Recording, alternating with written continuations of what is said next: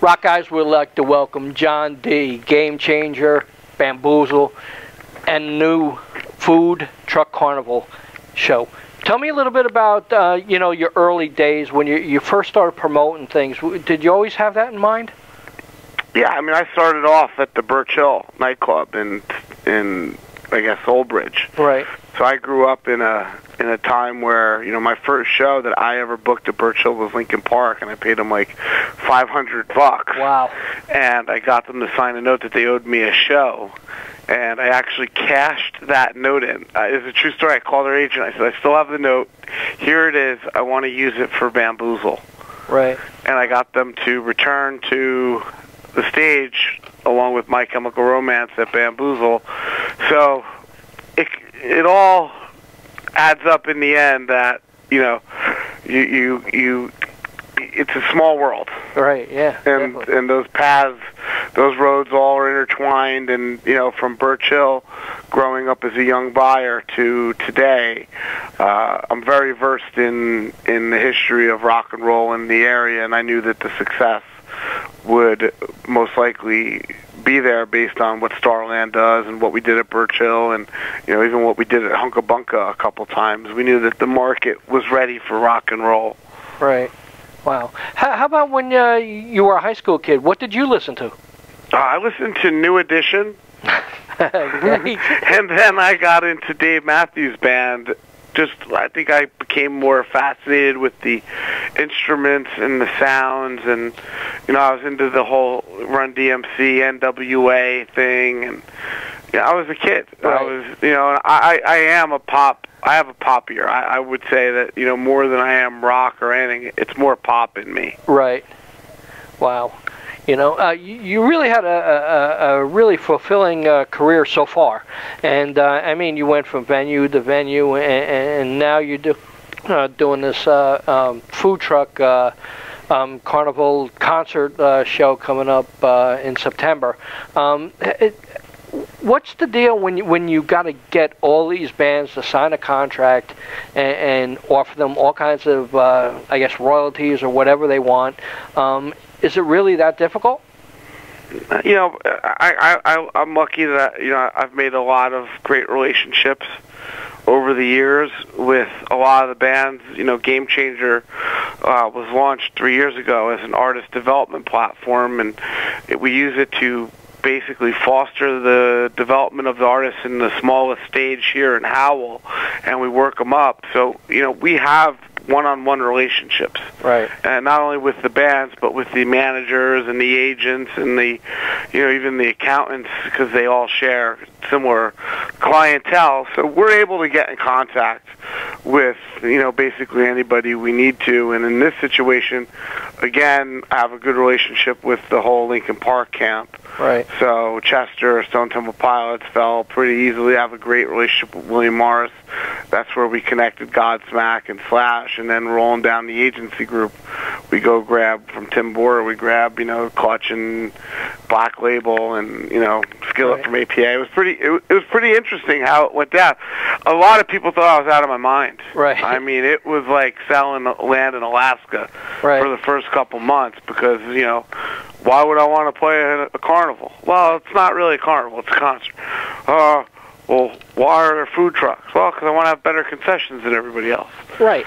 Well, yeah, so, it took a lot of, and where are we doing this? Clark, New Jersey. Huh? I know, that's I'm in Woodbridge, and I pass Clark every day going to work, and I said, Clark, New Jersey, and they got a big festival. I flew out to Rocklahoma, but now I got, kind of my own thing here. I don't have to go nowhere, with a show like this coming to New Jersey. Yeah, well, Rocklahoma was, when I was doing Bamboozle, I guess I'm not old, but my roots trace back to the early days of festivals. Bamboozle was, probably 2 or 3 when Rock on the Range first started. Right. And knowing those guys and seeing what they were doing, and we would sometimes share our bands, right? Because we were on the same weekend. So obviously they'd play in Ohio on Friday and then be at Bamboozle on Saturday. I often worked that out. This festival was built, and I hate calling it a festival, like referring to it as a carnival or an experience, right? Because it's taking on so much more. But this one is different. It's not your average, thing. This is really thought-provoking, and to take, a hot item like the food trucks and mingle it, it looks like Bamboozle to a degree, but it's much more complex and intertwining families. Right. And you're bringing in like pro wrestlers and illusionists and all these other elements that really will if someone don't like something, they'll like something else, and some people will just go for the food trucks, and some will go just for the concert, and then you have people who go for both. And I mean, you have a great lineup. I mean, it's a can't miss win situation, especially for the Jersey people too. Yeah, that's why I think going back, it's like I look at this more like Rocklahoma. Right. Then, because that decision was consciously made. I mean, there was a lot of doubters and skeptics when I said, I'm going to go hard after, the 80s acts. Right. And people were like, well, they don't really play anymore. I said, well, that's all more reason to book them. Yeah, definitely. But you really look at it, this crowd, even yourself, like when we were growing up, this was the crowd that was at the Birchill every Friday and Saturday night, and then at the Playpen, and then at at Club Benet. They were down at the Headliner. These rockers, they went out in their day, and right. Nowadays they probably have 2 or 3 kids. They don't get the opportunity to enjoy it like they used to. So like for a guy like me, I have an 8-year-old and an 11-year-old. This was my chance to bring my son to an event. Right. That we're going to be able to relate to it together. And it's, when you go to a food truck thing, it's always like 12 or 20 food trucks in a circle, and you have to wait online to get food. And there's nothing else to do. Mm-hmm. So here you have all those food trucks. It's like if you went to a concert and you saw this incredible concession stand, you're probably going to want to go back to that venue. Right, yeah, definitely. And that's what we want to offer here. And it's not just the food trucks, because there's probably 12 to 15, as we call them, the mass feeders, right. That, are your typical fare foods, right. Where you're going to get your gyro, you're going to get your cheesesteak, and, you're not going to get the lobster roll from them, right, yeah. But you'll get that from the lobster guy. Right, yeah, cool. Definitely cool. I'm sure there's going to be experience on different kind of foods, and I'm sure people will take the chance and try some new stuff that they probably never had a chance to try. Yeah, and it's also there's instruments here, and a lot of these EDM festivals and the stuff today, it's all about technology, and this is good old rock and roll. Right. And so September 18th will be like a tribute day, right? Yeah, it's all free. It's got I went and tried to get the best cover bands that I felt would fit what I was trying to accomplish on that first night, and that was, Voyage doing Evolution. That guy looks exactly like Steve Perry. Almost Queen is renowned for their performance. Osmosis doesn't really get out here as much as they should to New Jersey. Ozzy does well here.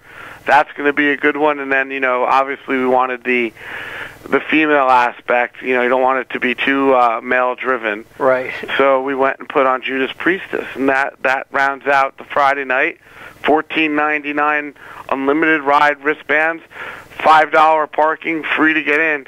You'd be crazy not to come. Right. Yeah, that's a great day out. Go to the shore. You'll spend 20 times that? Absolutely. Right, for this. Easy. Just mere pennies, to go see, just to have a great time out, Yeah, we're just, it's the first year, so we want everybody to kind of come and meet us. We got to make a good impression. The first impression's a lasting impression, so we have our work cut out for us. Right, sure do. On the 19th, September 19th, you got Slash, Skid Row with a good friend of mine, Tony Harnell. You got Kix, Edgar Casey, and many other great, artists and stuff like that. That's their first appearance with Tony here. Yeah, I know. He's been touring, but not here. Right. No, I know. So that's why I was pretty excited when that was happening. Obviously, we made the first inquiry about Sebastian rejoining them. Right. That didn't go too far, so that was a good try, though. Yeah. I'm pretty good at getting reunions. I usually get them. Yeah. And I'm going to say that that this was the toughest one I've ever got shot down. Right. Wait, Tony Harnell's got an amazing voice. He's a good guy, and I think you'll be very happy with the way he, holds himself and stuff like that. On the 20th, now you got probably my favorite band, Skillet. A lot of people don't know about them, the Christian metal band or rock band, whatever you want to call it, but man, can they produce. I saw them many times already, but you're starting off with Godsmack. You got Slaughter, who Mark Slaughter's a personal friend. You got Lita Ford, who, you got Bobby Rock on drums, who's another personal friend of mine. And you got the Jersey Boys, Prophet. What can you say about that lineup? DT Quick. Yeah, right. They're all there. I mean, that was part of the plan, was to go get. We had to leave. We left a couple bands. I know they're upset that they didn't get the invite this year, but I said I gotta keep something for next year. Right. Yeah. I don't want to go make it all Jersey. I gotta spread it out so that we have hopefully a return. Right. Definitely. Now tell me a little bit about tickets. People can get them at therockcarnival.com. RockCarnival.com. Crossroads in Garwood has physical tickets with no fees. We have no fee tickets also available right here on Route 9 in Howell at the Gamechanger World box office, and then they're $39.99 right now. They will jump up $10 on September 8th, so we want to make sure everybody runs and gets them now. And then obviously they'll be available up until show day, the 18th through the 20th on site. Right. Have you already been thinking about 2016? Yes, I'll say yes, because we're working, and it'll probably get announced on Wednesday. We're going to reveal the next city for the Rock Carnival. Cool.